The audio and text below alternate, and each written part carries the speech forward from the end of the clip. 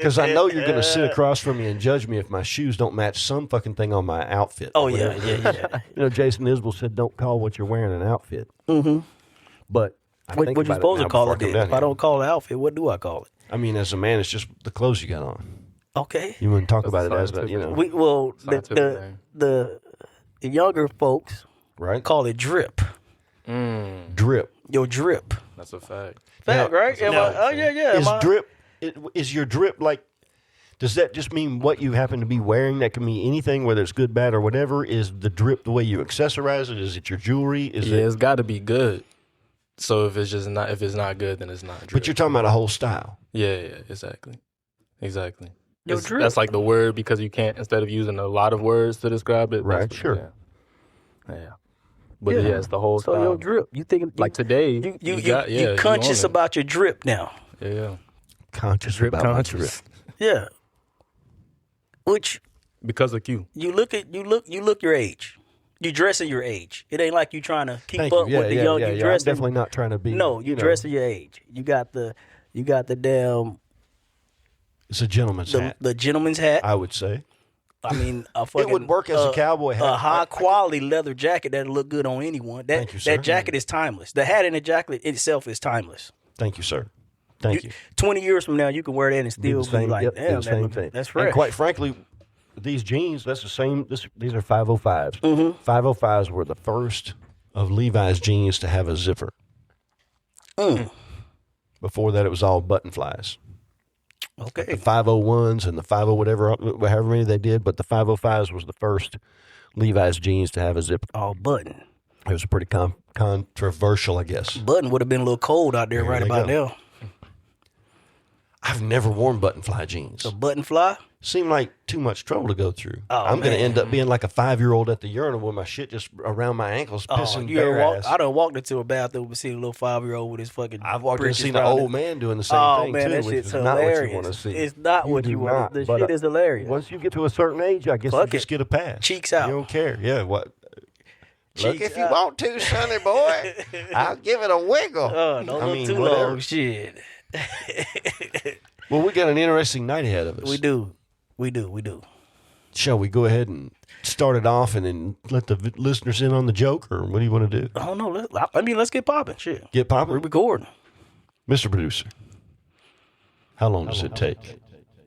Coming to you now from deep in underground Huntsville, Alabama. Sponsored, co-hosted, put on by that 86 Kid Studio. Shout out to that 86 Kid Studio. Shout out that 86 Kid Studio. Here with my co-host, Q the Messenger, our illustrious producer, Kevin the Boss Man Richardson. Hey. They call me Shane the Brain, and this is Vendor Chronicles. Let's go. Let's go. Let's get this damn show on the road. So tonight, we got our first guest of the year.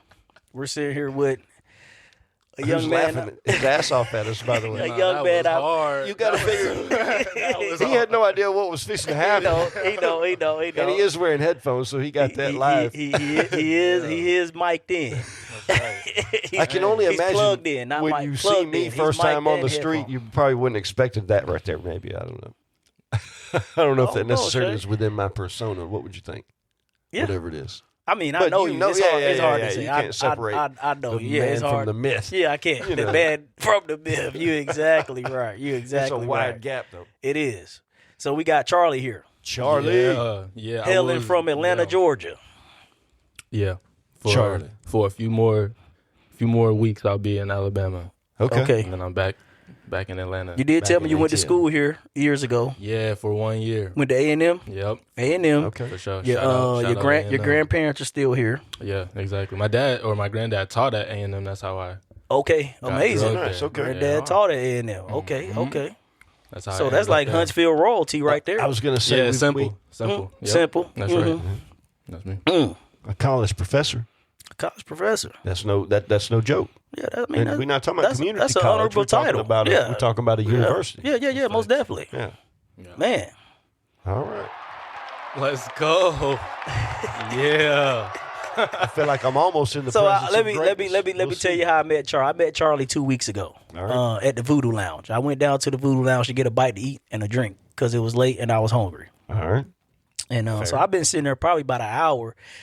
In walks Charlie, sit right beside me, off to the right of me. At the Voodoo Lounge. At the Voodoo Lounge. We probably sat there 30 minutes before we even said a word. Legendary in Huntsville. I do want to say, that's not what happened. I think as soon as I sat down, you looked over and just started getting No. I was like, that's what's up. Not bashful old me. That's what's up. Straight into it. I loved it. Okay. Straight into it. Is that how it went? Yeah. Your memory is definitely better than mine. So we get to talking. I don't know how it came up, but I think you asked me like, what was I doing down here that night or something? And I was like, this was a Tuesday night. Tuesday night, yeah. Tuesday After night, the and we podcast. shut the bar down. That's a fact. Yeah, it was 2:00, but by the time we got out of there, so we got done late that night. Like we didn't get done to damn near midnight that Tuesday. Was that okay? That Tuesday. Okay, I'm with you. Yeah, I know exactly it was. We didn't get started till late that night. And we got started late that night. Had a steak. Right, so I already been sitting there about an hour before Charlie walked in. So he walked in about 1:00 maybe. Yeah, somewhere in there. Bro. Listen, if I have to say so, man, you must have been well lubricated at this point. I done had a couple beers. We done got into that Buffalo Trace. Yeah. I was feeling good that night. So that's why I wanted to get something on my stomach. I wanted to get something to eat. Oh yeah. Have you seen the movie Pulp Fiction? See, that's the thing. No, but I know what Pulp Fiction is, and so that's all right. Yeah, so that's the end of this episode, y'all. Appreciate y'all tuning in. I don't know how much more I Damn, Shane, I took his headphones off. Well, so Wizard of Oz. No, you gotta think of the generation. Nah, I will say everyone in my Fiction generation gets mad too. Yeah, you gotta think of the Pulp generation. Fiction should be generational. You know, it should be timeless, not generational. Pulp Fiction came out with early '90s. He probably wasn't even born when Pulp Fiction came out. But it had references all the way from the '60s to the future. I think I wouldn't expect someone under the age of 35 to have seen Pulp Fiction. Really? Here's the thing. Yeah. Let's get it. Go see Pulp Fiction.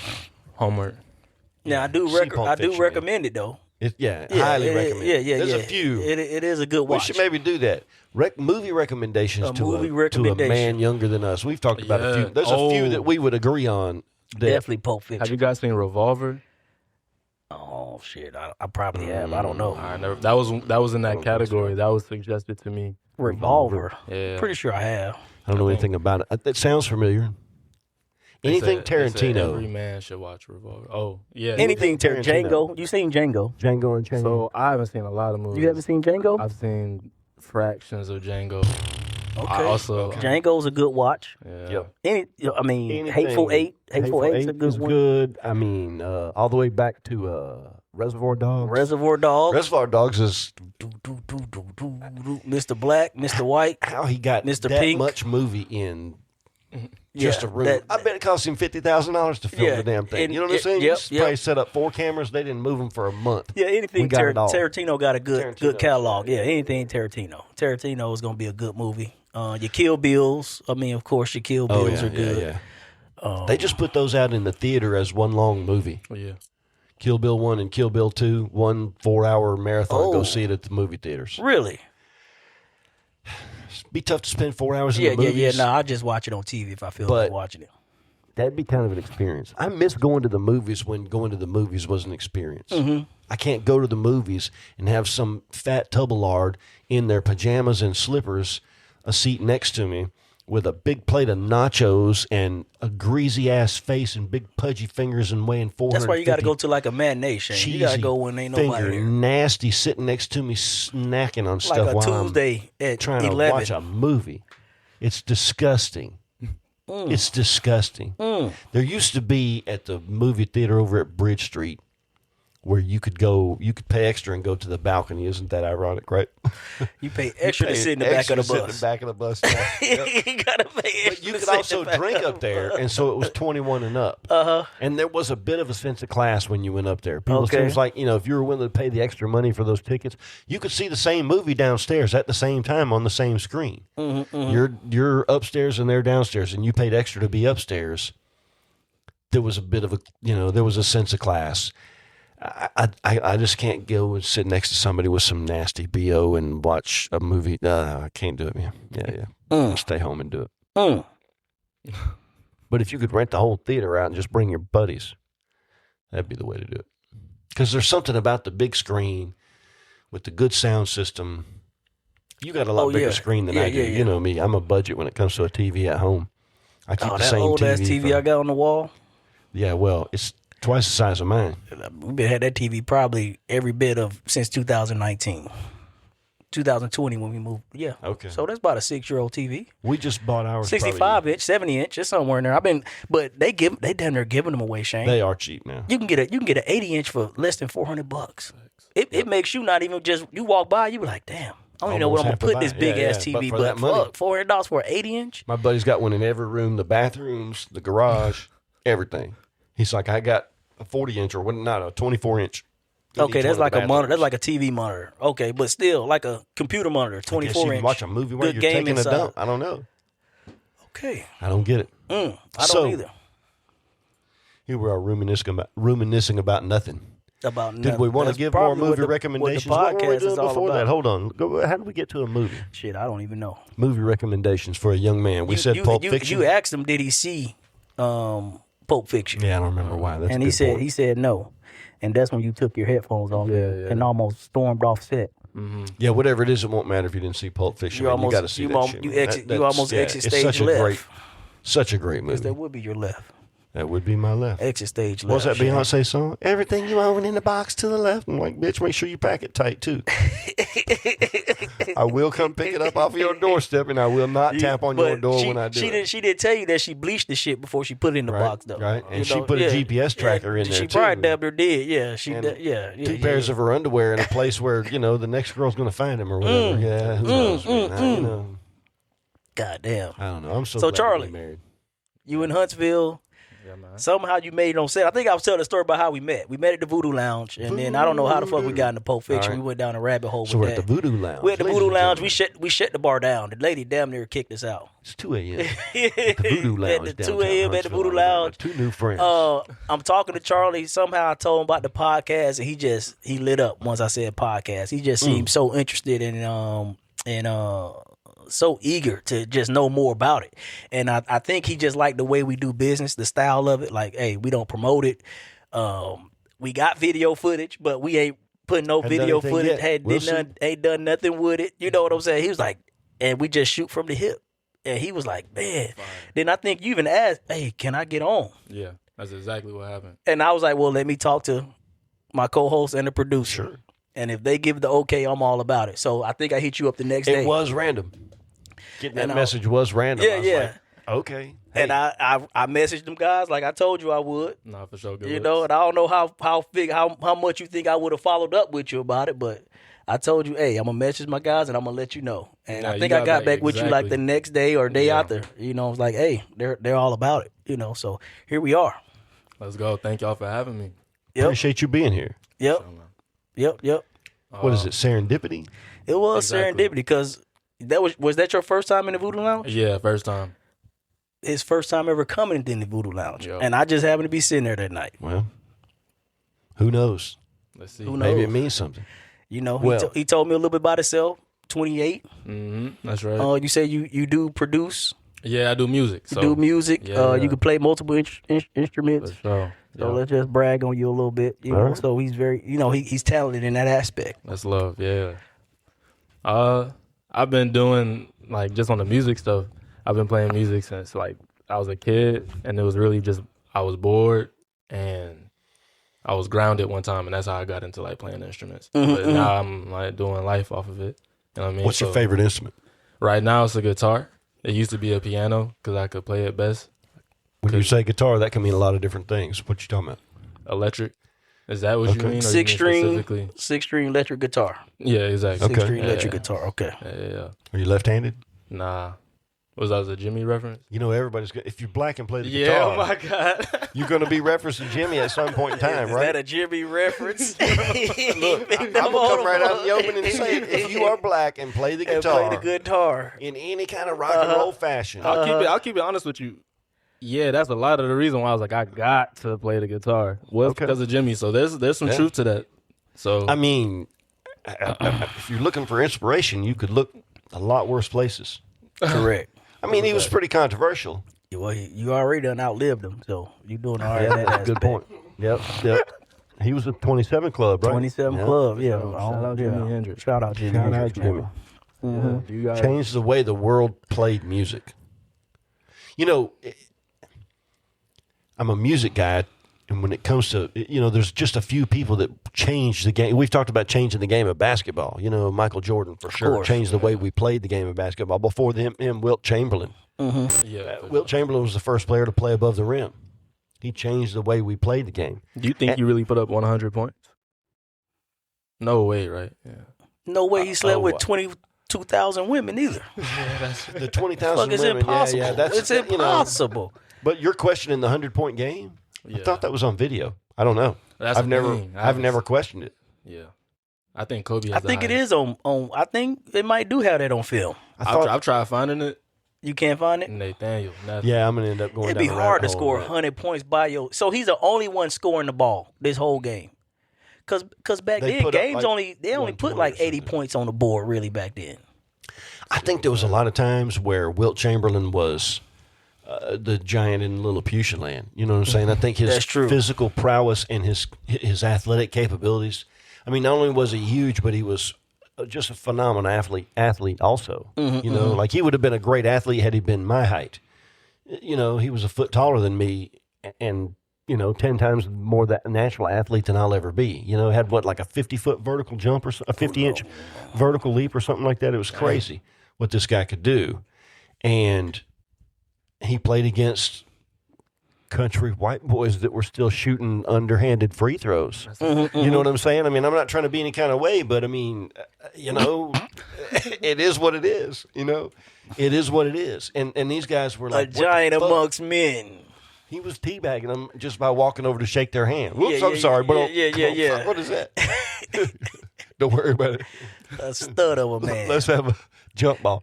Yeah, imagine having a jump ball with somebody a foot taller than you. Man, you might as well not even fucking You jump. might as well not even jump. Give him the ball. And this Let's- guy's got a let's play 50-inch ball. vertical. Yeah, He started out a foot taller than you, and he's got a 50-inch He can vertical. jump higher than you. Yeah.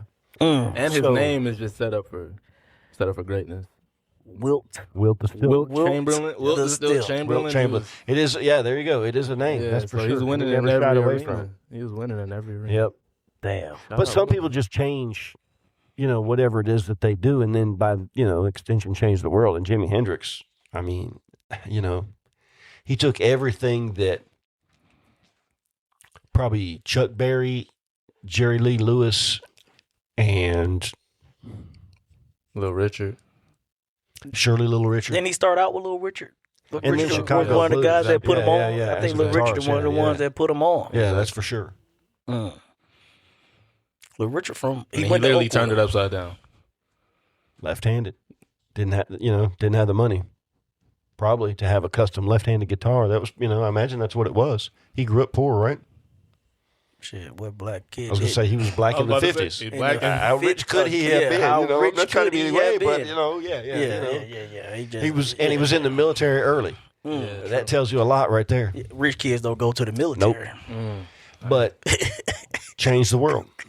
My kids ain't going to the military. Oh, Not shit. if you can help it. Not if I can help it. Not if you can help it. I don't think you got anything to worry about. I don't. I already done that. You don't got to Just do too it. smart, too talented. Yeah, you don't got to do that shit. So Huntsville, Alabama, you're going to be here for another 3 weeks. Care to mention why, or is it none of my damn business? Nah, it's everybody's business, man. All It's just family, and I'm taking Okay. care of some family situations. It's just weird having to being at that age. It's kind of like a purgatory where it's like Purgatory. That's damn. Keep going. Let me stop. Keep going. it's a purgatory cook. in the sense of like I'm not quite held objectively responsible for a lot of family things, but I'm at the age to where if I have the agency, I should enact it and do my part. So you brought up age then. What age of a man are you? Of a man? How old are you? 28. 28? Yeah. I think 28. we had this conversation at the Voodoo Lounge. I was talking about how like I'm pretty much at 40, 41, I'm damn near the patriarch of my family. Right. And I think we were saying like at 28, you're already in that I'm starting position, to touch that responsibility. which is real early. Yeah, that's trippy. It's trippy. That's very early to be the patriarch of a family at 28. And that's where the purgatory comes from, because I can also just not. But that's if I don't care. You know what I mean? You could not. Because it's like, he's only 28. That's too early. It's not your responsibility. There's always a choice. It is. True. Do you have children? Nah. No kids. Are you married? Nah. Have you ever been married? Nah. All right. Background. 28 years old. See, here's the thing.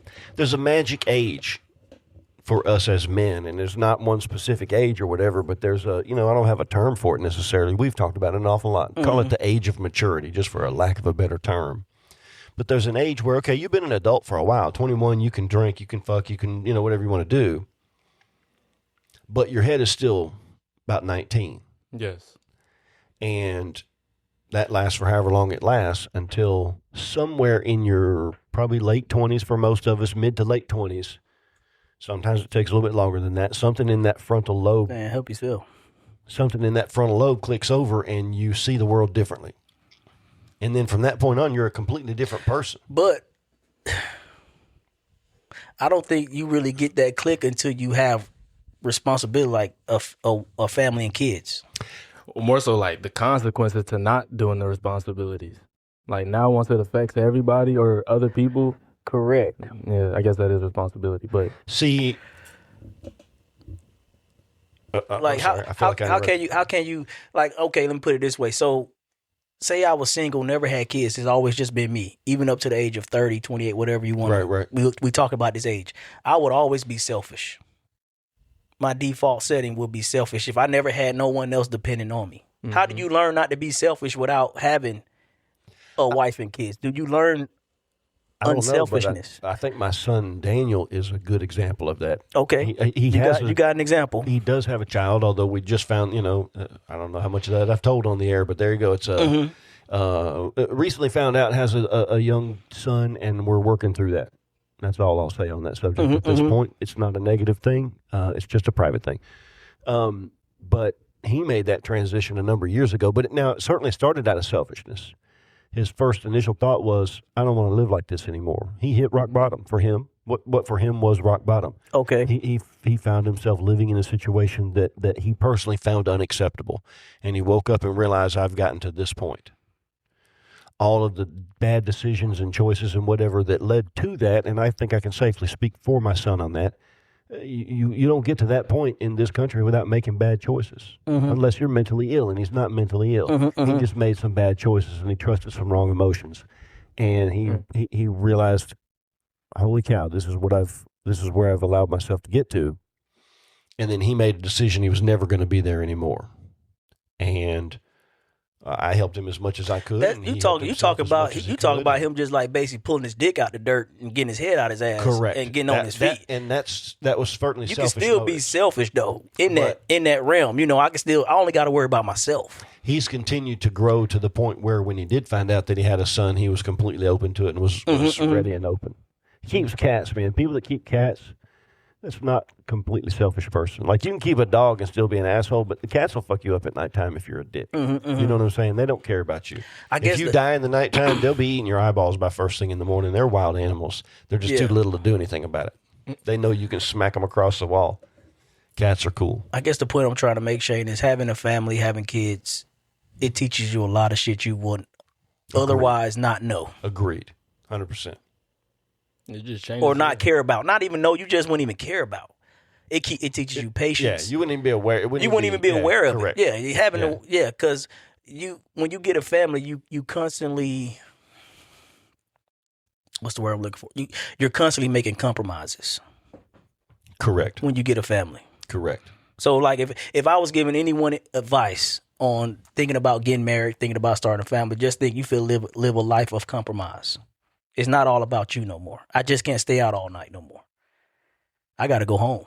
Which is also... Or I got to at least check in and let them know. So you lose some freedom in that aspect when you really take on the role of the patriarch or the head of a family.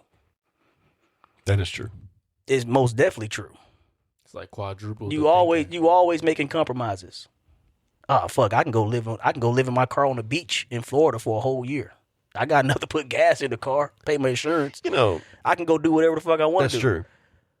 But when you got a family, that don't work. I can't just go live in my car. Correct.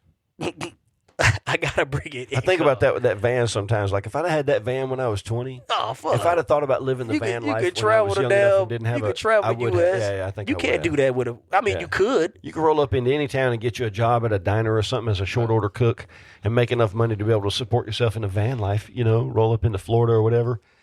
Yeah. So I think the point I'm trying to make shoulda. to you, Charlie, is if you're going to take on the role as the patriarch of the family and burden that on your shoulders, just be ready to make a lot of compromises in your life. That's a fact. Now, here's what's crazy about it. Growing up, there was always I kind of had a position where I had to think deeper than just myself. And so around 23, 24 was my first time getting comfortable being like, oh, I can only worry about myself. Like, it's okay. So why did you have to think about others when you were so young or feel responsible for others? I didn't have to. That's a good point. But it was just more so like I have 6 other siblings. I'm the oldest. There's a lot of like divorces and broken families. Sure, and a lot of those dynamics. And so, it was just a lot of like what I do brother. affects. Yeah, basically. Yeah, Older brother. Yeah. Mm-hmm. How tall are you? 5'11".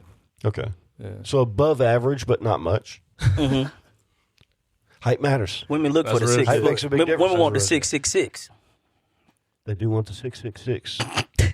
I don't know what the Damn, last I 6 never is, heard. but fuck, they want the 666. Oh, I assume. What are your 6? 6 foot. 6'9". That's 9 and a They quarter want- if they the want sun's the shining. You know what I'm 6 foot. saying? 6 figures. 6 figures, 6 pack. Oh, okay. I'm saying. Where are you going with this, Shay? Get your fucking your head out the gutter. Look, man, I don't know what you're talking about. 6 figures, 6 foot, 6 pack. Instead of 9-pack. A 9-pack. That's right. That's exactly what I was talking about. Was a 9-pack. Yeah. Nothing like a 9-pack to get you going. Get you going. Speaking of, y'all ever lick 9 volts? Oh hell yeah! Put your tongue Do to a kids 9 still volt. do that shit? I bet my kids don't even know that's even possible. I mean, what would they have a 9-volt I was battery about to for? say, Back in the day, we had them for a Fuck, bunch we of had stuff. 9 volts all over the house. So wait a That's minute. how you tested a 9 volt. You You've gone ahead and moved to the next subject, but I I'm gotta sorry, pull you Shay. back. Fuck No. it. Normally I'm good with that, but I got to pull I'm you back because I got a spitballing bone shit. to pick. Pull me back. And I didn't know we were going to have a guest tonight. Normally they say don't fight in front of you know. I thought I told y'all we had a guest lined up last week. I didn't know that. I automatically defaulted to okay. The same thing's happening. You know. So it's all right. I'm sorry because I'm gonna go ahead. my No. apologies. It's good. It's all good. I'm just gonna have to go ahead and air the grievance now, or I'm gonna forget about it. Okay. Yes, sir. So we're talking about a patriarch. Taking on the role of being a patriarch. Mm-hmm. Yes, sir. Does one have to agree to take on that role, or can it be thrust upon him? Ooh. Shit. A lot of times it is like It's an especially important question. in his aspect. It's germane. In his It's germane. I'm just saying. who Jermaine? The question is germane to the conversation. Damn. Shade the brain. This Right is the there thing, with that. man. Jermaine. It's Jermaine. You were at my house recently. Yes, sir. We probably both maybe had a drink or two. Yes, sir. Or 3 or whatever. How many little, it ain't nobody's business. What happens in the county, this is outside the city limits. You know, we can do whatever the hell we want to at my house. That's right. So you looked me dead in the eye and called me a name. What I called you? You called me the patriarch. I did. Man. The P word. I Well, I can't- mean, I you can't are. be You in charge, you man. really are. I'm only You- 54, man. But you are the we do have kind of a group. you are the of elder people the that, you eldest know, statesman. The elder statesman. The elder statesman in, I don't know about a statesman in all necessarily. our groups. So you default setting is patriarch. Plus, I think you can probably talk to the cops. Yeah. If they come around, I believe you'll probably be good to talk to the cops. This is what he's thinking. If we got to send somebody You out are front the- first, You representation. it's going to be Shane. So by default and cultural standards, you are the patriarch. All right, which means if I need to whip a little ass on somebody, I guess I'm going to have to. Man. When you speak, I don't everybody know listen. anybody- Let's put it that way. I don't think that's the case necessarily. When I talk, they be like, But I "Oh, can't that's get folks cute, to come to silly the ass." house. I can't get folks to come to the house. Those ribs were those were not my best ribs. Sorry about that. You didn't have any of the ribs, did you? I didn't grab them. I ate the shish kebabs. Yeah, your wife was looking. I know you can't eat pork while she's watching. Well, I can eat pork. Oh, My okay. wife don't tell me what I can eat. Now, there's another thing I want to tell you. When you do get that, when you do decide to get you a wife, Charlie, I've been married. It'll be 20 years this year. Do you want to someday have a wife? Congrats. It'll be 20 Yeah, years. most definitely. Okay. Yeah. Yeah, I'm actually Because I don't excited. know. If you do decide that you don't have to. Looking at it from this side, I know how well worth it is. Looking at it from the other side, I don't know, man. Nowadays, I think nowadays each, is- you know, the each nowadays- side It is worth each It side is worth envies it. each side. but you have to experience it to understand why. You know do. what I'm saying? It's like So let's put it this way: if my wife ever left me, I would not leave my wife. And then statistically, I think 85% of women leave men. We talking statistics, the numbers. I would never leave my wife. Damn. Oh, you don't think that's true? It's probably higher than that. It's probably close to 90. We can ask Mr. Producer Man, look it up. so. You're saying of divorces, Yes, 85% are initiated by the woman. by the woman. I'm saying Wait a minute, 85. It might be initiate the divorce proceedings By a woman. legally in the Yes. court system By a woman. I would probably say that's probably true. Yeah. So I'm saying I would never leave my wife.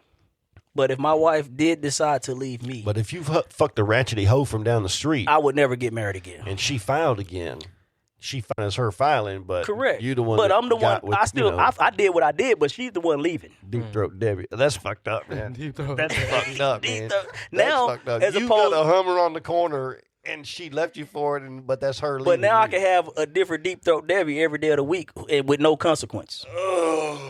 And that's why you wouldn't get married? I would Yeah, never we're not get gonna- married. I yeah, wouldn't that's get honest. married. I'll fuck I would with never get married again. I fuck with that. Yeah. Damn.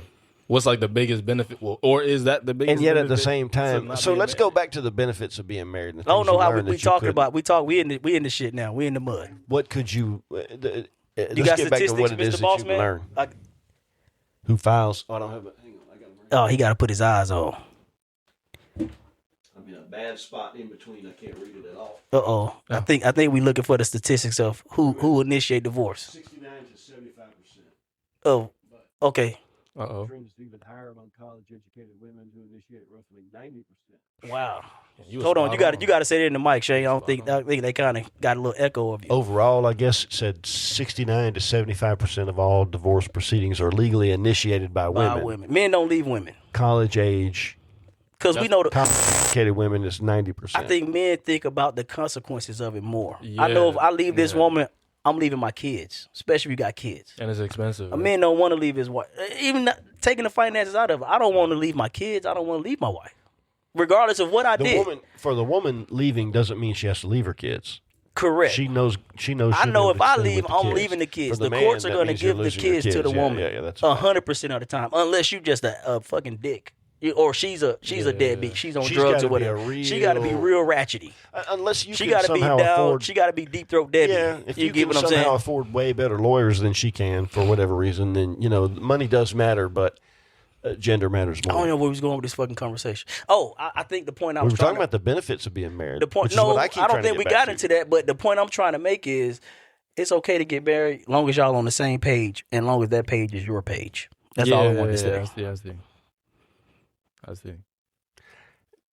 Okay, I'm with you on that one. Shane, you paused on it. I mean, we got to be on the same page, You have to be on the same page. and the page is my page. Yeah. At the end of the day, Firm believer. because I if shit feel hits the fan, guess who it falls on? every time. On me. It ain't gonna say, oh, that woman did this, that. They gonna be like, oh, that man, he let his fucking family get kicked out.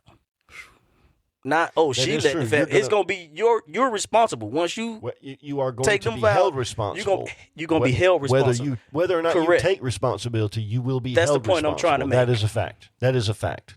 That's the fucking fact. The dance Of the is, matter. The dance is, and in my opinion, and I might, for a second here, but the dance is finding a way to do that keeps the peace and makes everybody happy. When I say everybody happy, I mean you and your wife. That's the only everybody that matters, and then kids whenever they come into play. Mom-in-law don't matter. Mom-in-law Daddy-in-law definitely don't matter Nope. on either side. Your mama, her mama, your daddy, her daddy. None of that makes any kind of difference at all. My first advice to any newlywed couple is move far enough away that they got a call before they come over. Do not be across town where they can pop in. That's Only a good- only time they and if- matter And if they are close enough where you can pop in, you need to have a firm and solid rule.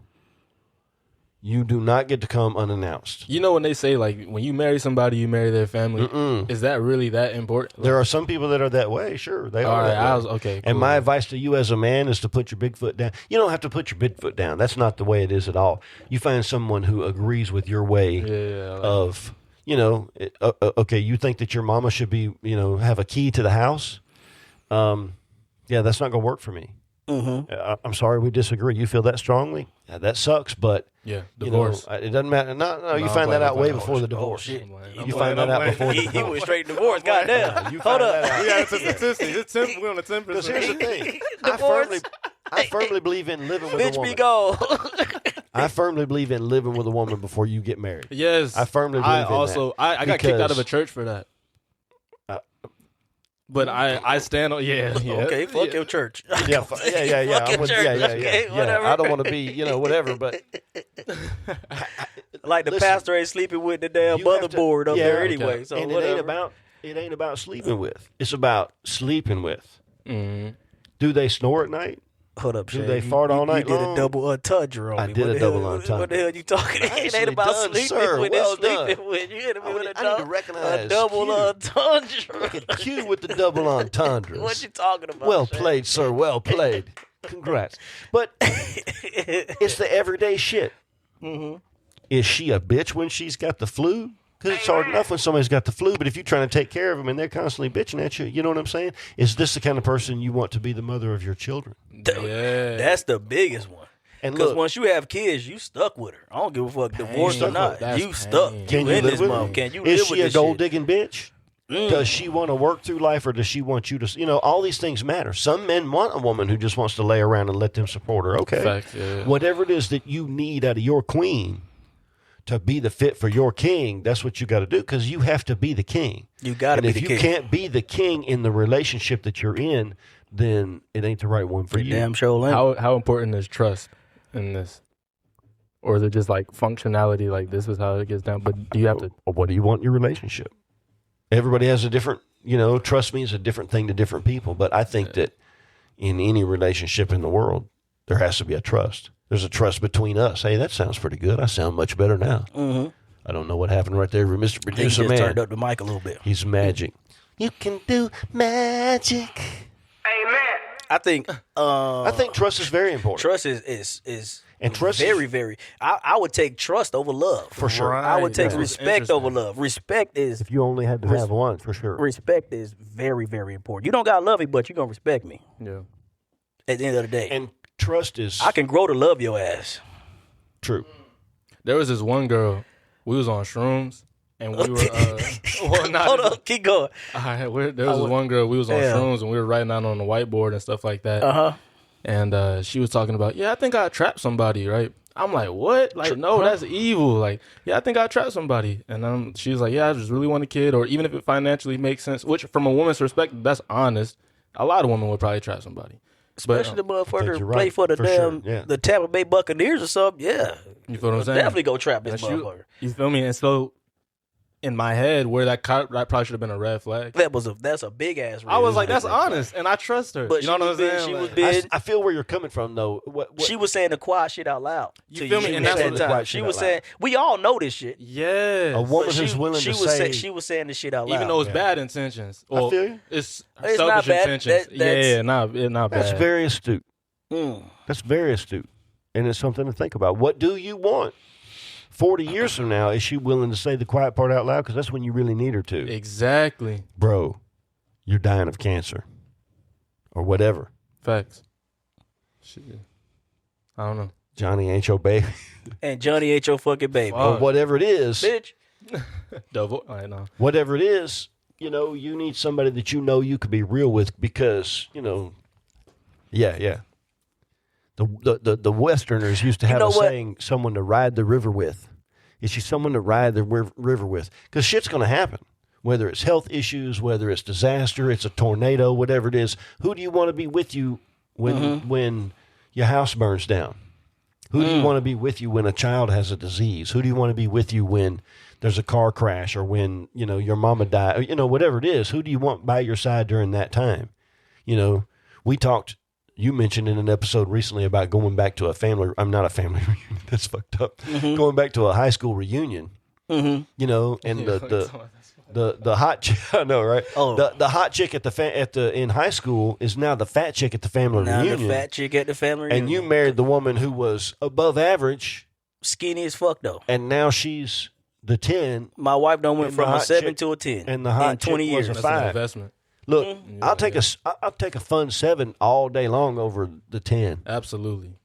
I'll take a fun 7. I'll take a fun. But I know that now. I wasn't looking for that at the time. I know don't get the chick that's built up like a grown ass woman in high school. Right.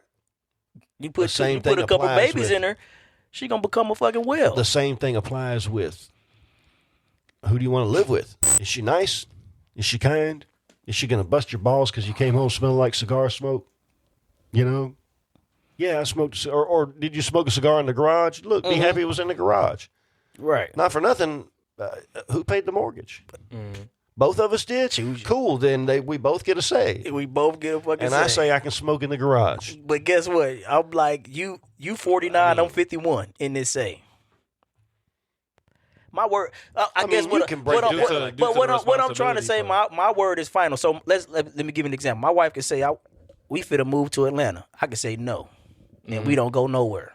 If I say we moving to Atlanta, we moving to fucking Atlanta. Let's go. Of course, it's gonna be a little bit. It's more to that, but that's the point I'm trying to make. It's an example. In the end, she's going where I'm going. Sure. Yes, I make the final decision. Of course, she also makes the final decision whether or not to go with you. Okay, keep your ass right here then.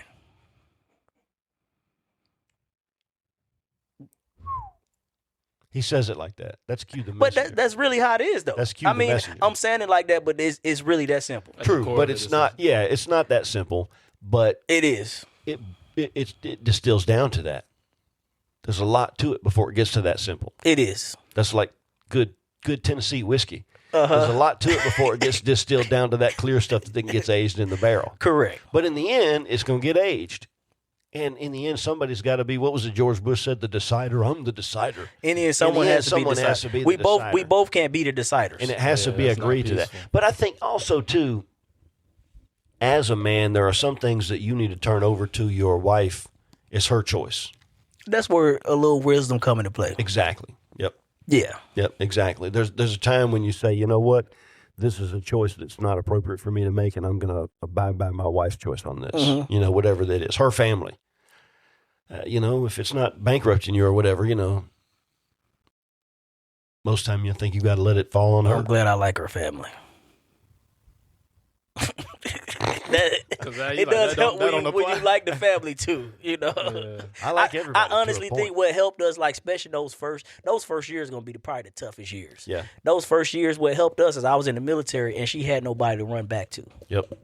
You got to figure it out. We both had to face each other every night. And as long as you're not an abusive, you know, as long as you're not. Yeah, I'm not. You know. You whooping her ass, she need to go. Correct. Whatever this is. Correct. Yeah, yes, correct. And if you're bullying her into some stuff that she doesn't want to do, you know, but we're talking about a whole different measure. Yes. You're both two young people making decisions. Somehow you got to figure it out. Mm-hmm. And in the end, Mr. Producer says I'm getting too comfortable. There we go. Okay. Congratulations, ladies and gentlemen. The mic is now live. I sound almost like the white version of Barry. I don't know how we got on this thing. I don't either. Elders giving advice on marriage. Any questions? Wow. We don't hit a lot of different points. Any questions on it? It's Pulp Fiction. Is like y'all putting me on a game. I'm not gonna lie. You do have to watch Pulp Fiction, and I would say take a dive into all the Tarantino stuff. Yeah. If you got time. Once Upon a Time in Hollywood, the ending fight scene is one of the funniest movies. It's one of the funniest scenes, in my opinion, ever in history. Mm-hmm. When he fucking hits that woman by the back of the hair on the fireplace, and you didn't expect that coming, and the other guy is hitting that woman with a flamethrower while she stands in the swimming pool. I realize this sounds terrible, but when you see it in context, I promise you're just going to laugh. What's crazy is I've seen a lot of snippets, and I have zero idea what Pulp Fiction is about. And I can understand multiple stills of like Pulp Fiction. Like, yeah, it's about a lot. It really is about a lot. Yeah, it's a lot of little stories. It's a lot of nuance. Yeah, it's a lot of little stories in stories that all come together. All right, so top 5 movies that our man's got to watch. Pulp Fiction is in there. They don't have to be in order. Definitely Pulp Fiction. Pulp Fiction's in there. The Matrix.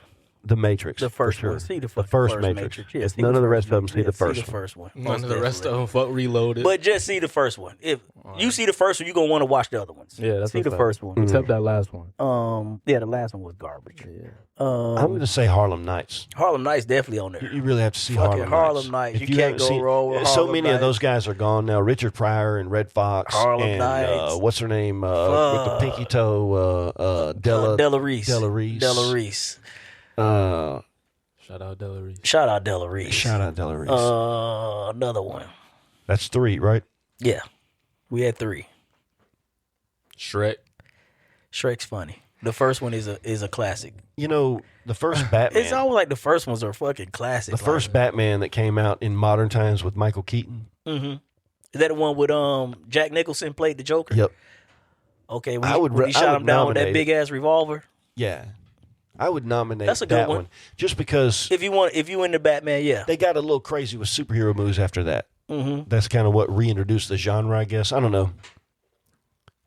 That's from my generation. What's your too. I don't favorite know if it'll movie? be- Yeah, there you go. Good point. Boom. We got Daddy Daycare. That first one. I can't even remember Daddy Day. I'm pretty sure I seen it. Is that Eddie Murphy, right? Yeah. Yeah, that's actually. I don't know if I've seen it or not. Really? Okay. That's one of those things I'm not gonna recommend. It's crazy. Eddie Murphy's on the list twice in 5. Mm.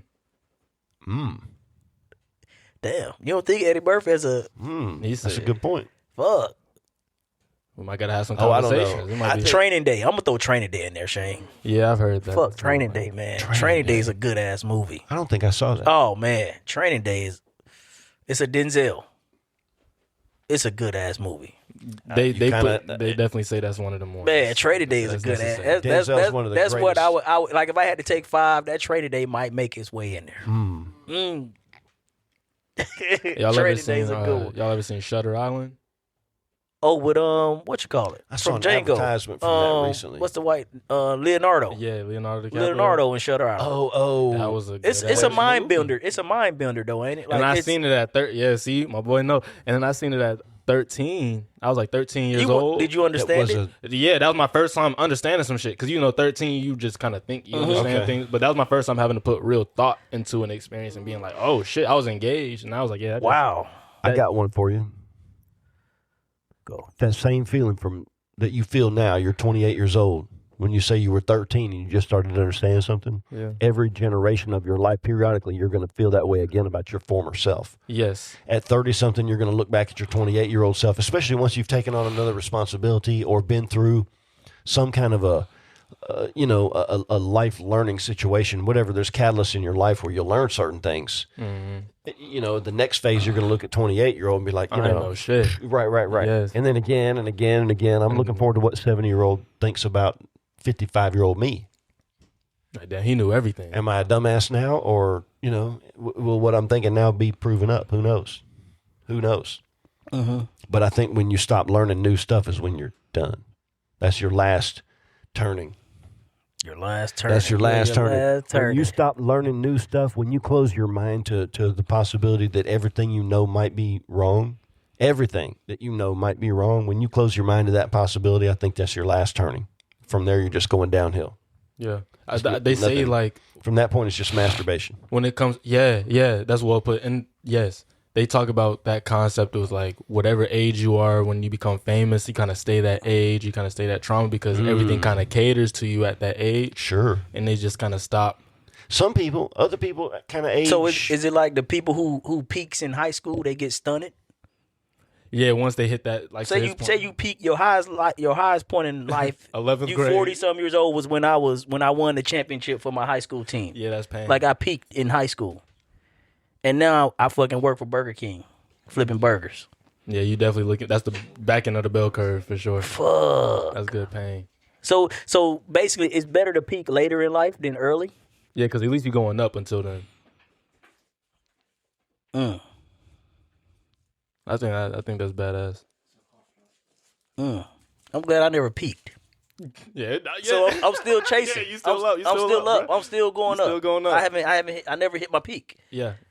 So I haven't got comfortable with my station in life. Never. I youngster. never got comfortable. Not saying I'm not content either. Right. I do have contentment. Yes. You know what I'm saying? But I still get up every day looking to get further ahead. Looking to score. Looking to hustle. Score. Yes. Because I never peaked.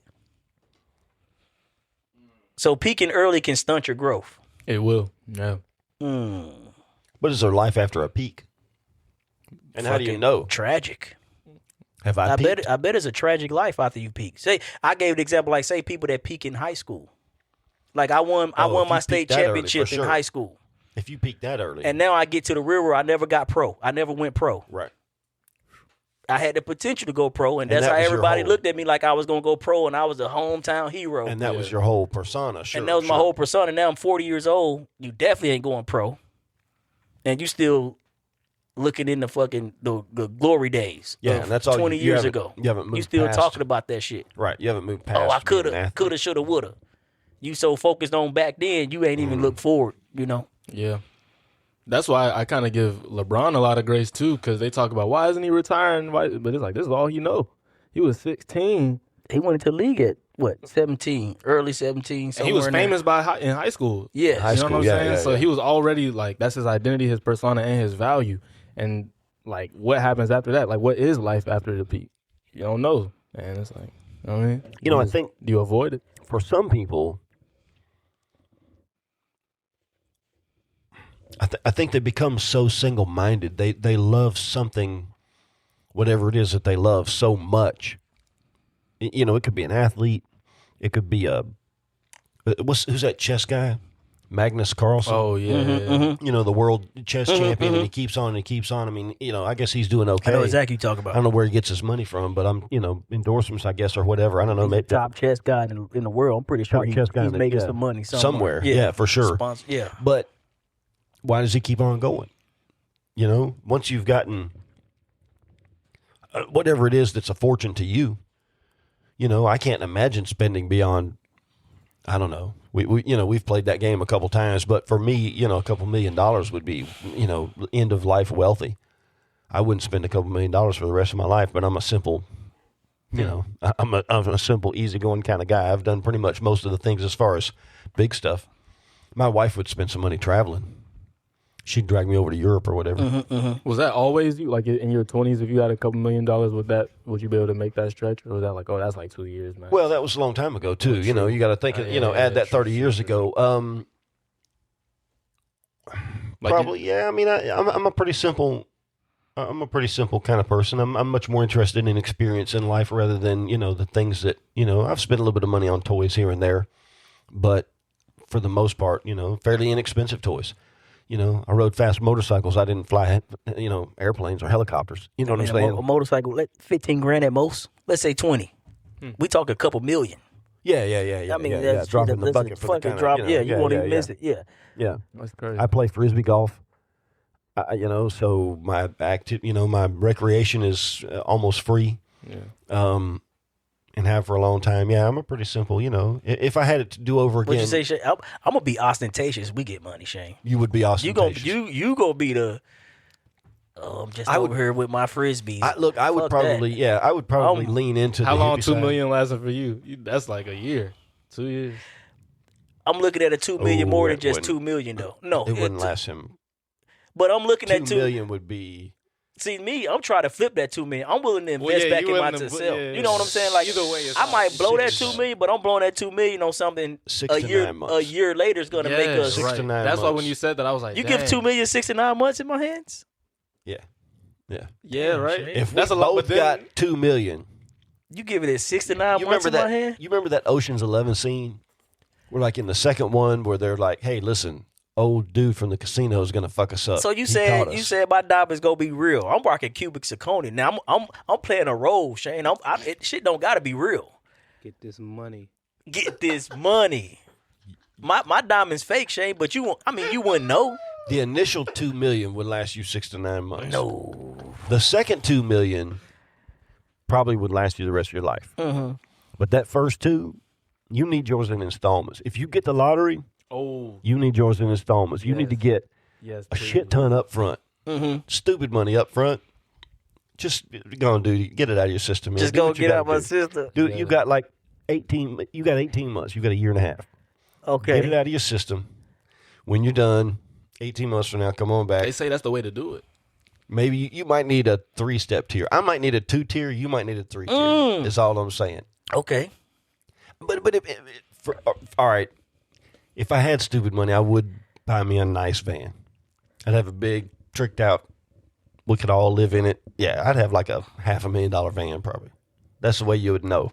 It would look inconspicuous from the outside. You might blow your money quicker to buy because I I ain't buying no $500,000 van. Shit. I might spend like $500,000 on a van. But other than that, I ain't spending $500,000 on a van. Other than that, there's nothing I would, other than that, it'd be property. Which would be worth what I spent the money on. I might spend $1 million on property, but I got $1 million property. So Oh, you talking just your property? I'm talking investment properties. No. I want enough where I can get away from everybody, and I don't have to. Yeah, I don't want to have to play the game anymore. $1 million is more than enough to have you a couple acres and a nice home. For sure. Away from everybody. Paid for, now, I still got a whole other $1 million. Yeah. See, I'm trying to flip the $1 million when I get the $1 million. Sure. You putting that money to work. Yeah. Now I'm gonna play the role of an asshole and a villain, because that's where I feel comfortable. But it's a role. I'm gonna be gone. Look, we'll have a once a month steak. I'm gonna be in the dinner. I'm gonna be in the limelight. We'll have a once a month steak dinner. Mm-hmm. But don't shout me out. Don't shout you out. Nope, I'm gonna be. I'm in the limelight, straight. Inconspicuous. I'll be very ostentatious. I'll be enough for all of us. What say you, sir? Oh, Mr. Charlie. This was crazy. $2 million. $2 million. So we ain't talking about there's only so stupid you can go with $2 million. It you is. Can't buy a jet airplane or whatever. Not with $2 million. You might buy it and park it in the back, but that's all you're gonna do with it. I can't afford to get the motherfucker off the ground. I will say I'm still trying to figure out what I'm supposed to do with my money, because the music industry doesn't pay, kind of. So all I get is lump sums, and to the point with him, I'm probably that times 10. Like lump sums, I'm like whatever I get up front. I fucked up my first. I'm broke today and up tomorrow though. Yeah, you can be up tomorrow. That's the thing. I'm broke right? today, motherfucker. But That's wait, the thing. Yeah. And then when I'm up tomorrow, Nobody knows you when you're down and out. In your pocket, not one penny. And as for friends, you don't have any. When you get back on your feet again, everybody wants to be your long-lost friend. fuck. Bars. I don't remember the rest of it. That's an all. old That's blues all we song. need to hear. That's an old blues That's all song we right need to there. hear. That's good pain. Yep. Nobody knows you when you're down and out. Say you got it, you blowing it. Yeah, it's gone. YOLOing. You got to come up with a system. That's the thing. I don't even live life correctly. I kind of just chill out sometimes. So now I'm spending the money just chilling. What you mean by live life correctly? So you Yeah, hold on, that's- explain. that- I ain't that's gonna real. speculate. I ain't gonna speculate. Go That's ahead. real. But I mean, like, so if I get $2 million right now, well, right now it's different. But I'll say when I got a lump sum like some years ago, I got a car, an apartment. So you got Wait a minute, needs, when you not say want. got a You car, ain't buying wants. Did you buying put a needs. down You need payment on a you need car, or did you buy a car? I did a down payment. All right, so you fucked But up you there. need a car though. Exactly. You had a lump. But you had enough to needed go a just car. buy you a car. You needed a car. You Yes. could have You bought need a car. Yes. Yeah, you need a car. Right. Nothing wrong with buying a car. Correct. But the But- down payment was where I fucked up. Yeah, just buy a car. buy Why the you car. just didn't buy the Yes. motherfucker? Yes. Yeah, So I get fucked one- that up. get 'Cause one I'm a year still old. paying. Yeah. 10 Yeah. grand to get you a nice ass car. Nice For real? car. $5,000 to get you a nice car. You can get a real good car for For $5,000. $5,000, you can get a nice ass car. For $2,500, you can buy an old van out of a trailer You can park buy a beater. that'll drive you all over hell and half of Georgia. Yep. You can All sleep in that bitch. Is all I'm saying. You might have to put a new, you might have to wrench on it from time to time. Fuck it. But It's yours. 10 grand 10 grand to get you a nice get ass you car. something really something. Really nice. Yeah. Like, for real? For real. 10 grand to get you something very nice. Okay, so you put a little money on the car. You gotta have a place to stay. You gotta have a place to Yep, stay. got you an rent. apartment. And Okay. Now I'm like, should I rent? Should I just go towards? I'm figuring that out because, yeah. But, yeah, so I got the rent. You're at what age at this point? 20. All right, give us an idea of this lump. Are we talking about 4 figures? Are we talking about 5 figures, 6 figures? This was closer to 6. Close to 6. Okay. A check? Yeah, right. I ain't made no Close to check that 6. like that yet. Walking, I mean, Well, talking so about what happened was stuffing in a paper sack, walking away close to 6 after everybody's satisfied. I was like 24, and then Okay. for like 5 months. Well, dang, because this is the other thing. Ooh. Well, basically, for like 4 months straight, I was getting like 10 to 20, 20 to 30, and then it was just like, all right. Okay. So I got it all within like 3-4 months, but that's how the But music not shit even was. all in a lump. Okay. Yeah, but then so I immediately was like, oh, I need a car now. I need an apartment. And you were 24? Yeah. Yeah, kiss that goodbye. That's a Fuck fact. that money. It Yeah, was yeah. gone. That's not even your money. That never was your money in the first place. Yes. That was a lesson from the universe Yes. to you. And we all had that lesson. Yours had an extra 0 on it than mine did. No shit. That's your couple zeros in mine But- fucking did.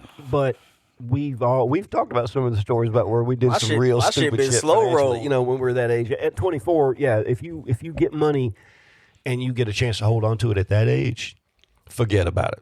So You know, then I yeah, fucked you're up and did it super again at like 26. Okay, you get You ain't okay. So now you're 28. So now I'm So like, you're talking is it a gonna couple happen? years ago, you had another opportunity and you fucked it up. Yes. Okay. Most definitely. So now you're wondering how many more you're going to get. Well, no, I'm not. That's a weird thing. I feel like I'm gonna keep getting the opportunity regardless. I just don't know if I will do like. Am I gonna? What patterns do I gotta change? Do I, like you said? Now I'm thinking I just gotta make the money do something instead of like just. So do you feel like you've figured out a repeatable pattern to make money? You think you can do it again? Yeah. It's definitely You I can think make the money. Now you got to be able Okay. to do something with it. And now I was like, is there anything to do with it other than because that's the thing? I guess sitting on it doesn't help because that's all I did was sit on it and it just. Sitting on it doesn't hurt as long as you'll sit on it.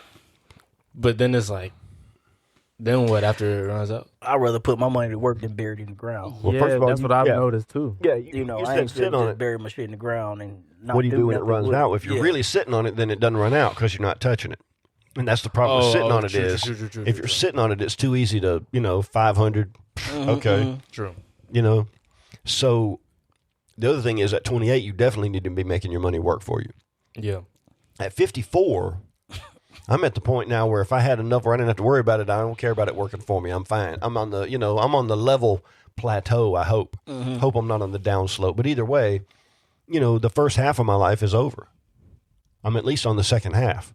I'd be 108 twice that from now. So, you well into the second half.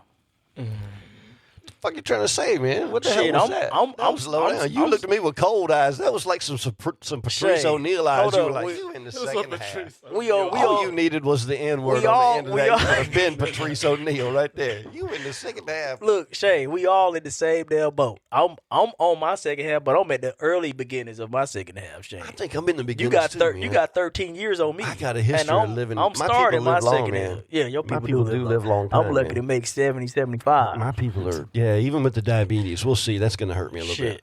But I'm just saying. Okay, best case scenario, say you make.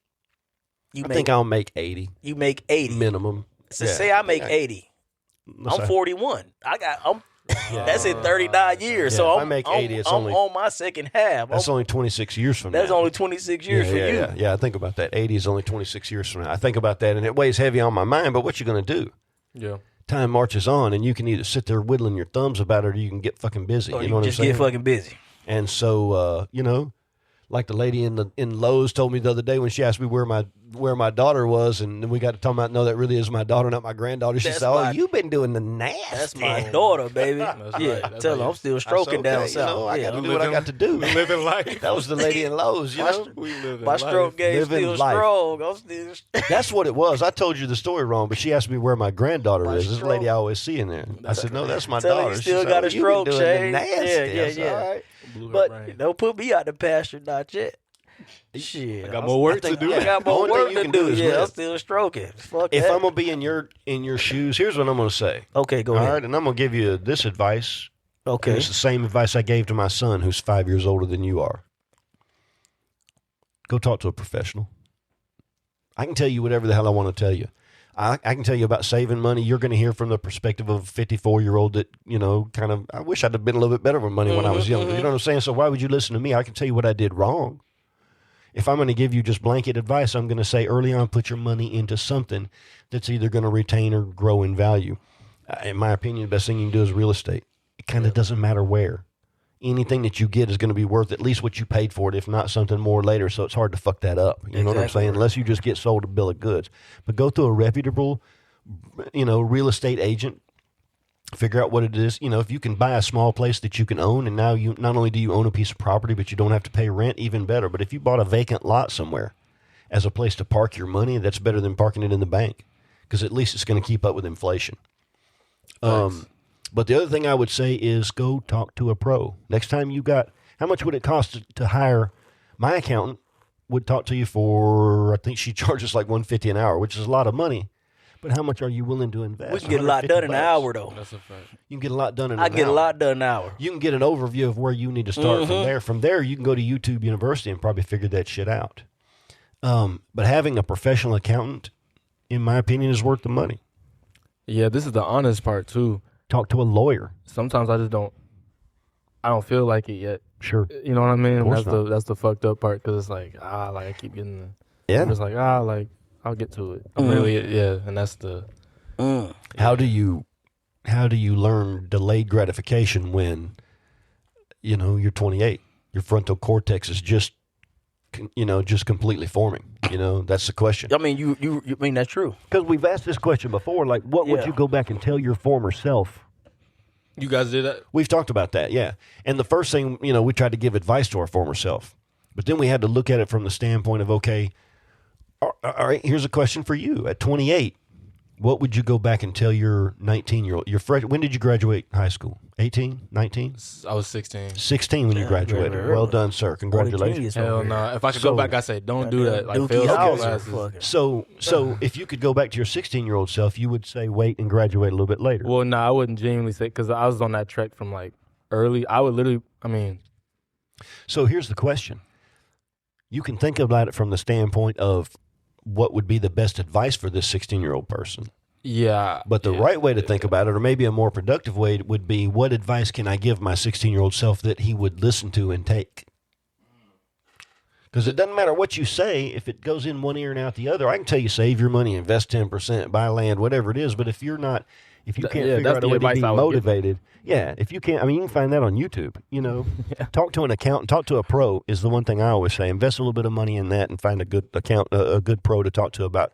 If you were 28, what would you do? But what could I say to a 28-year-old man that would motivate you to, take a different path? That's the real question. Because there's a million ways you can make money. A million ways you can make money. You could go to work for McDonald's today and within a year work yourself up to making a 6-figure income without too much trouble. A smart person could most definitely do that. So the question to me then becomes, is money the question? Yeah, so that's what's interesting too. That's also why I don't care, because a lot, like, for you to go back and give that advice to your younger self, like, are there any regrets? Are there any like parts of you where you're like, I'm not as content in this area, and I want to go back and say, yeah, this would, money-wise, will help me be more content where I'm at now? You talking about at this point in my life? Yeah. Oh, no, money would not help me be more content. Right, no, exactly. And that's the one thing. But money would make the struggle easier. That's honest.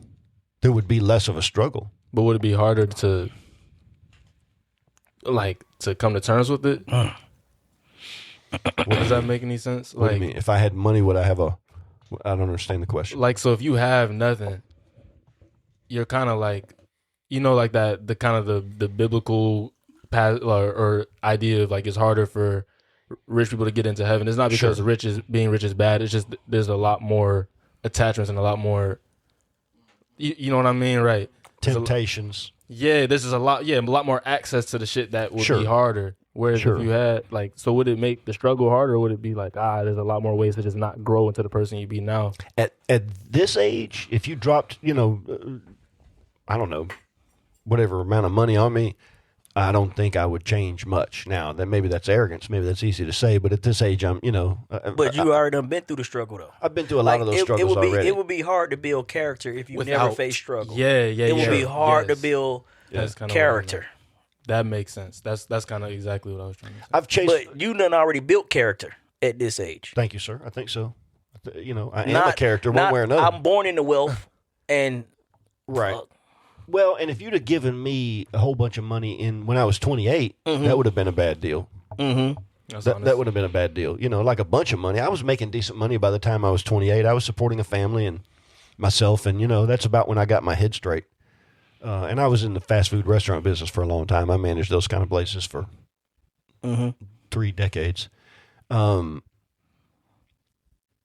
I went, you know, I was everything from, you know, flat broke to, you know, doing pretty well. You know, for a long time, my wife and I were both working and the kids were gone. And, you know, when we wanted to fly to Miami for a weekend, we called our friend that owned a hotel down there and asked him to reserve our favorite room for us. Oh, that's fire. Which sounds maybe a little bit more fancy than it is. We still can do that. We just can't afford to do it any old time we want to. You know what I'm saying? We still shout out Mitch at the Sherwood Hotel. Sherbrook, my bad. Shout out Mitch. We've talked about Mitch before. Shout out Mitch. Mitch is the dude. Shout out. Hey, yeah, I got a million Charlie stories. fit right in, man. Yeah. he already Just shot right in there with motherfuckers it. out. Yeah, You don't even know it. Fucking shout him okay, out. so It's I a good just vibes, thought of a question. So we talk about how the struggle builds character. Like I've been fucking struggling. I done built character. Okay, Shane. We do this podcast. Say we blow up, Shane, and we really become something with this. Let's go. We get wealth. I got 2 young boys. You got Malin. You got your young daughter. Plus, I have an older son and an older daughter. Older son that doesn't. Sure. But they've been struggling through life. They haven't had a silver spoon. Correct. Malin and our kids will have a silver spoon. Oh, I see where you're going from that. When do we say, I got to cut you off for 10 years when you turn 18 to go out and really view the world and see the world and learn what normal people go through? Or do I let you continue to ride my tit and I just baby you all the way up to the day I die and give all my wealth to you? Or do I allow you to go out there and struggle for a few years and really learn the grind and really learn empathy, sympathy, and how life really is? You got a gravy life right now. This is not real life. You're not living real life when. I think you take examples from people who have been there and look at their kids. So what do See you how do? They turned out. I don't know. Do I kick the motherfucker to the curb foot? Like, look. Me personally, I'm 50. I need you to get to 30 before I let you. I'm 50. I'll help you, but I'm not gonna give you shit. Mm-hmm. You know, he talks about. I mean, eventually they gonna get it anyway.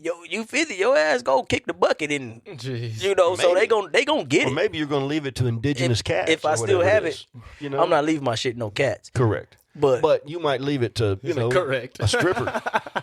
I might. What was that country song? Have you heard stripper. that? Have you heard that country song about the guy that sat down I don't next know. to a guy in a bar? I'm talking about building character in our kids, Shane. for real. And I hear what you're saying. Let me get back on How track. do we So, get these motherfuckers to understand that? I mean, most of the rich people that I respect say don't.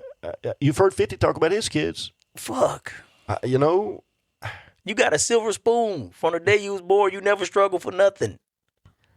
but if you want to continue that lifestyle, you got to figure it out. So do I kick you to the curb for a couple years?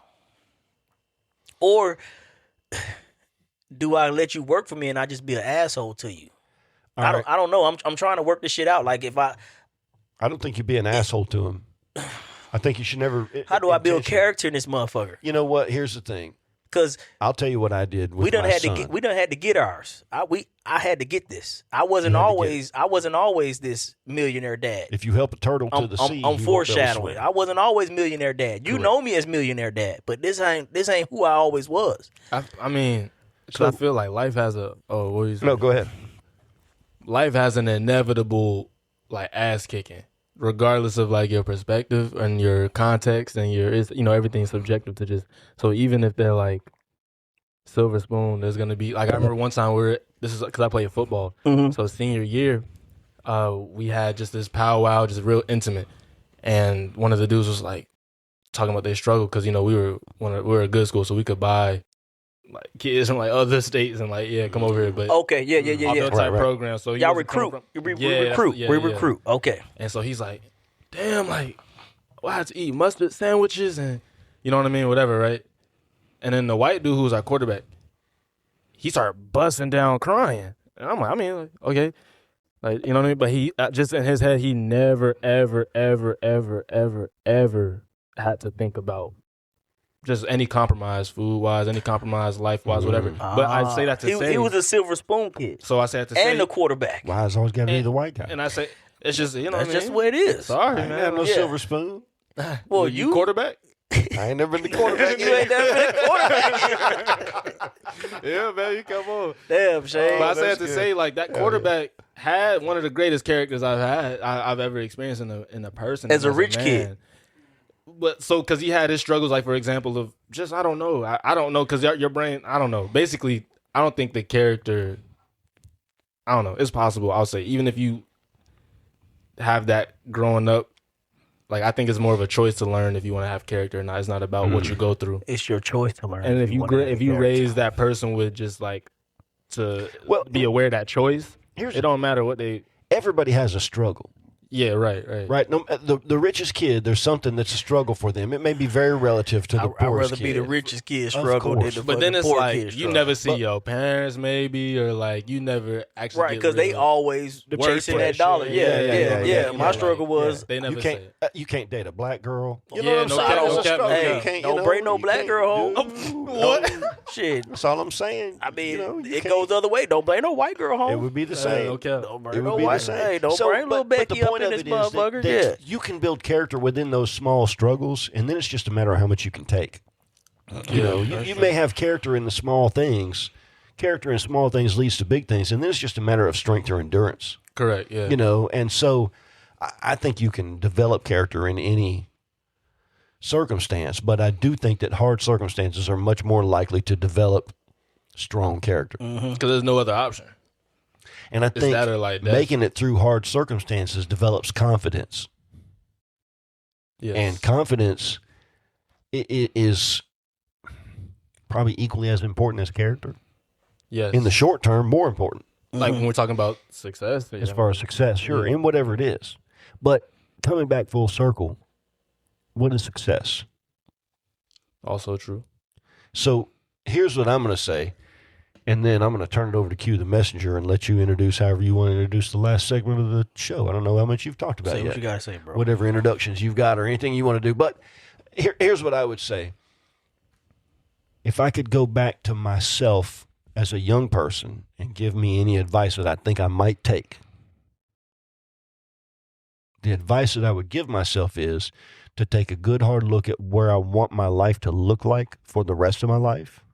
Maybe at different stages, and then act accordingly now to put myself in the position that I would like to be in, that I would like to see my life going in. When I was younger, it would have been a much heavier focus on money. I think that's appropriate when you're young. I think when you're young, you have the stamina. You should probably put as a goal putting as much back into the bank as you possibly can. Or investing or whatever it is that you choose to do with your money, but adding as much cash flow to your life as a young person, as a 28-year-old man, I would say right now, focus hard on money. Make as much of it as you can, but get the advice of a professional and examine how do you want to live the rest of your life.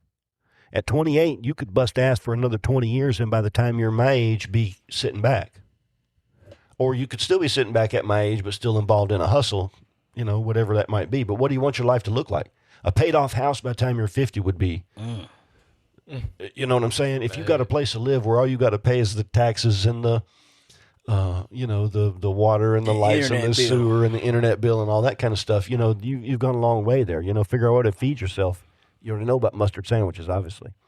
But that's the advice I would say. Of all the advice that I think I might have taken, what do you want your life to look like? Do you want to be a slave to a corporate giant, or do you want to be doing your own thing? Do you want to be working hard, or do you want to be hardly working? Me, I like to be working hard. Q, the messenger, will say that he's the opposite way, but that... I was about to ask, too. It's a lie. It's a lie.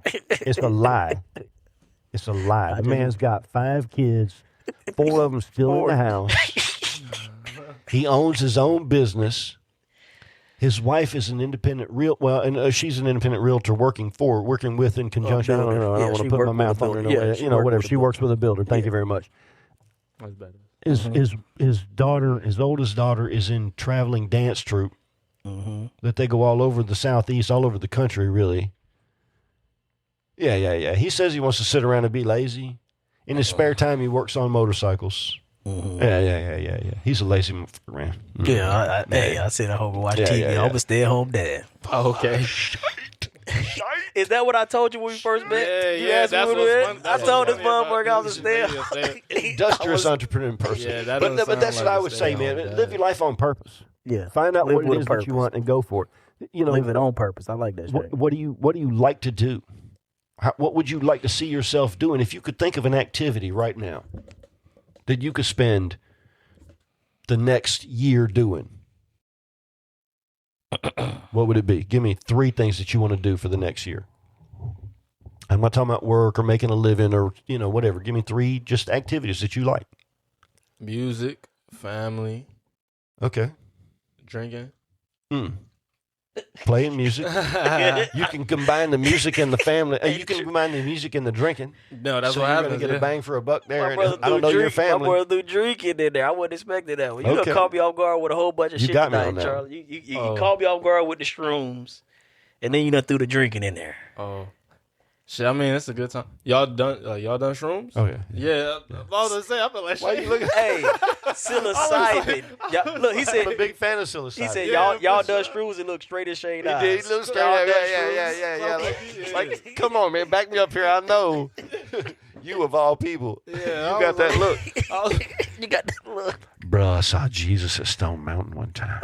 That's a true story, actually. Dead ass, right? I did see Jesus at Stone Mountain. My boy said drinking. Yep. What you think about this bottle then? Yeah, that's badass. Now, granted, I'm drinking it with gum. I was hoping you didn't see that because I was like, hopefully you don't. I don't want to think I'm disrespecting them. Yeah, don't. You drink your whiskey how you drink your whiskey, man. We don't judge. We don't judge. Hey, your pour is your pour. All right, that's your pour is your pour. There you go. That's a good motto. Your pour is your pour. Your pour is your pour. Hey. I'm not going to disrespect another man's pour. That do sound Latin, though. Okay. Your pour is your pour. Pig Latin, though. Latin. Well, listen. Whoa. There we go. Switch gears. I don't know if I've got anything to say that meets the gravity of this particular voice filter, but if I had to say something, I would say, that pill might ain't no fall, though. 10 year. That's just good. That's very cheesy. It's pretty good. Yeah, I like that Buffalo Trace Trace on better. this shit. That Buffalo was better, in my opinion. But you know what is good is that straight bourbon. H.O.E. Mexico. Who? That Mexican Coke that you got right there. Oh, yeah. I poured myself a little swig, a little slug of it, and I remember why I used to think Coke tasted good. That's very delicious. The only difference is real sugar versus cane sugar. It's real sugar versus the cane. You exactly That's a right. good voice to be talking about that in. So got a little sugar in your tank. Just a bit of sugar. A little sugar. It's sweet. You're a little sweet. I like the real sugar, though. Just give me that little sugar in your tank. Mexican dark sugar, baby. That's what I like the best. Splash a little bourbon in it. You ever chewed on cane? Sip it down. Chewed on cane. I did one time, but he is asleep, so he didn't know. Ooh. Oh. Brown sugar. Oh. How come you taste so good? Brown sugar, babe. Yeah, that's what I thought. You brown sugar. Yeah.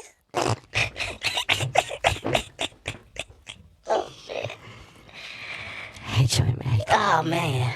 How long we been recording? Too long. I'm surprised Maybe Kevin ain't threw the two. Oh, he threw it up. He threw it up a minute ago. I slapped his little hand. I said, you get that hand back away. We're having He threw the 5. He threw the... Oh. Yeah, he threw the 2. I smacked him on the 5, though. I right did. Oh, man. Gave him a little tappity tap right there on his index finger, if you know what I mean. You ready to wrap this shit up? We probably should wrap it up. Wrap it up. let me just say this. Ooh, good transition. Wow, nice transition. Thank you. Charlie, it's been a pleasure meeting you. Likewise. The serendipity of this moment is not going to escape me. But you know what? I was going to say earlier when you were telling the story, and it did sound, you needed to say no diddy. I need to hear a no diddy from both of you real quick. Come on. No diddy. Well, it depends. Well, okay, no diddy. All right. Because, I mean, the whole, we met in the bar. on a Tuesday night in Huntsville, Alabama at Voodoo, and our eyes connected across the room. We locked eyes. You know what I'm saying? Look, but that's how it happened. That is how it happened, and there's no Diddy because guess what? We were the only two brothers in the motherfucker. I was gonna ask if y'all were the only black people in there, but I could only do it in this voice, otherwise it might sound a little. We were the only two brothers in the club. I was gonna say. When it came down to it, y'all gave each other the nod, didn't you? Yeah. Like, if some shit goes That's down, exactly, boy, that's exactly we both running like hell. That's what we do. Get the fuck out of here. I fight. Fuck this. I walked in, I said, okay, I'm going to sit right here. You said right here? But you know what? This is what I'll say about that. I'll say about that. Game recognizes game. Game recognizes And now that we've sat down for an hour, I'm glad y'all had y'all's little moment there in the Voodoo Lounge. So, Charlie, it's nice to meet you. I'm going to turn the mic over to Q. Let him take us out on our traditional last segment. He can do with it as he pleases, because this is Q the Messenger with Words of Wisdom. Words of wisdom. Words of wisdom. Charlie, I always extend the opportunity to the guests to close us out, if you would like to. With any words of wisdom to the youth, to the public, to anybody. If anything you want to say. Something for the ages. Something for the ages. You can quote a poem, a lyric. We often do that. A motivational speaker. You can come out with something original, or you can choose to pass. Some people decline. We've had a declination a time or two. Is that so? What's the traditional way? Is that the guest says something, or you? So I extend the invitation to the guest to say something. So the way this normally works, it's just Q and I. Oh, true. It's a minority of the time that we have a guest, although we're working on that. So usually it's just the two of us. And yeah, like he's so polished and polished. he's so polished. Posh spice over here. So, but Q ends the segment every time with words of wisdom. Yes. We've had everything, but it's always something at least to leave you with something to think about. All right, let's do it like this. All right, so we go word for word, back to back. Like I say a word, then you say a word, then you say a word, then I say a word, then you say a word, and it gets to some words of wisdom. So I say like, okay. I think I'm understanding. All right, you start off. Say one word. Any word, random. Word association. All right, I'm out of this. Go. Infinity. Does matter when you think about life. That's that. That's bar. That's that. Infinity does matter when you think about life. No Damn, cap. shit. I like that. Let's go.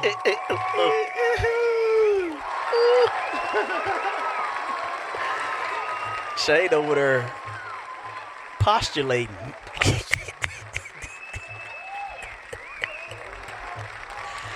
However, I shall refrain from pontificating. Pontificate. This has been an eye-opening, entertaining, and I don't know. Damn. I don't have enough superlatives. Let's just say that words of wisdom. Write that one down, Kevin. Superlatives. With Vendor Chronicles. You say that shit. Say that shit one more time before we go out, Jay. Superlatives. No cap. Tell me again the words of wisdom that we came up with. What was it? Infinity does matter when you think about life. Infinity does matter when you think about life. That right there is just off the, like, Come on. I don't know how we came up with that shit. Exchange of consciousness. You know what Yeah, I'm saying? that shit was. These are our truths. Wow. This has been Vendor Chronicles. Peace. Hey. What a great show.